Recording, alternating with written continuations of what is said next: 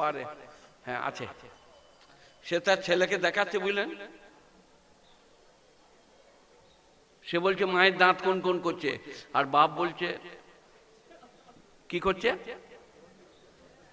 ফেরেশতারা বলছে খালি কবর খায়, আঙুলগুলো একটা রাখবো না, বেড়ি ভেঙে দেবো, তসবিহ বার করে দেবো।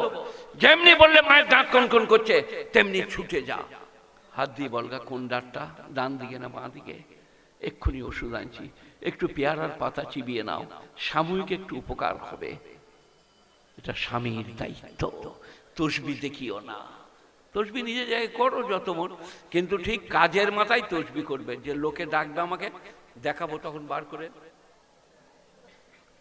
ও দেখালে যে আমার মারবে, বুঝলেন, তসবিহওয়ালা দিকে আমার তসবিহ থাকেই না, আজকে কিরম পকেটে চলেইছে, আমি ভয়ে রাখি না যে মারবে তসবিহ লেগে, ওটা আলাদা মার।